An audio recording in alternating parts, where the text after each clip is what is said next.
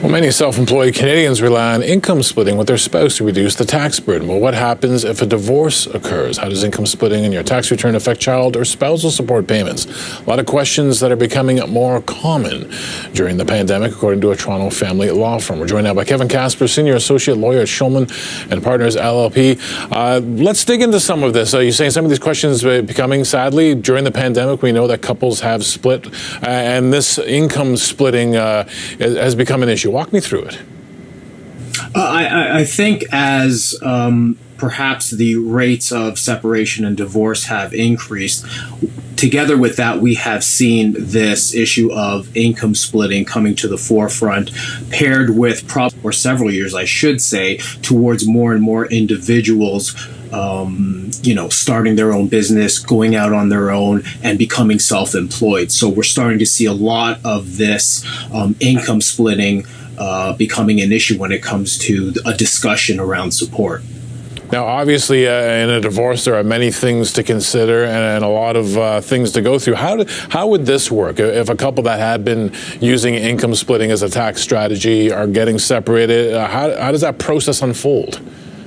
I think there's a lot of misconception that, whatever your income is on your tax return, your line 150, that's what your income is for support purposes. And that's not always the case, especially with self-employed individuals. So there has to be some, if you will, drilling down into what the actual income is for that self-employed individuals, irregardless of the whether or not they are income splitting with their partner. Now, when we think about the legions of self-employed, obviously the labor landscape is changing in Canada, continues to change, and it was given a major jolt by the pandemic. For people who aren't in a divorce situation but are self-employed, what are the benefits of income splitting? How should they be approaching it? Well, I can't speak to how they should necessarily be approaching it, but it's a huge benefit in terms of moving parts of the self-employed individual's income to their partner who is potentially in a lower tax bracket. Perfectly acceptable under the Income Tax Act, perfectly acceptable in terms of reducing your tax obligations on potential income that would otherwise be allocated to the self-employed individual. Where the division happens, or the misunderstanding, is that simply because it's acceptable for tax purposes doesn't mean that it is acceptable or simply accepted when determining support. And so that then results again in further scrutinization of what the income actually is for the self-employed individual. And generally, whatever income has been split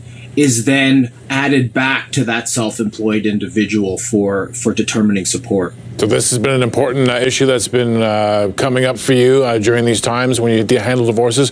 What are some of the other issues coming to the fore when you have a couple, dissolving their marriage in times like these? What are some of the other things that are catching your eye?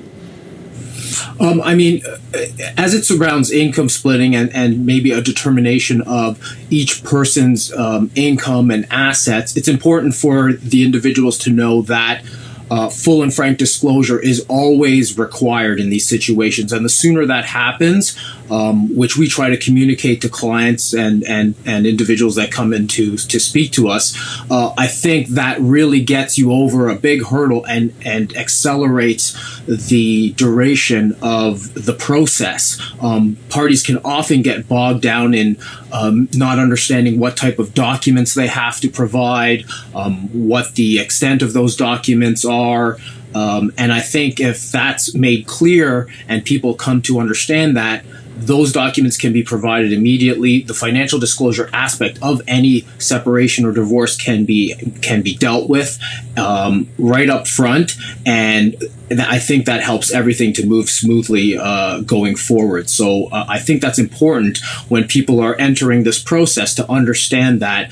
And yes, it might be laborious with the number of documents you have to dig up. Your mortgage statements, your bank statements, your credit card statements, but the sooner it's done, the faster things will proceed, I think. Is that the key to sort of making this, I must assume, a painful process, at least as painless as possible, just to be organized, just to go in with all your documentation and not create headaches where you don't necessarily need them in a process which I assume most people want to get done and out of the way? Yeah, that's absolutely right. And there's a sense that there can be a sense, I should say, that, why do I have to provide this? Isn't this too much documentation? Especially if a person's self-employed. Well, why am I opening up my business and providing all my business documents? There's a real reluctance to do that. But in the end, it's required. It's necessary for determining assets, debts, the financial situation of the respective parties. And again, with self-employed individuals, very important to actually determine what their income is for support purposes. So you're absolutely right. The sooner you accept the reality of having to become organized and produce these documents, I think it's going to make the process, at least the beginning parts of the process, much easier on everyone and move things forward very fast. Nice one.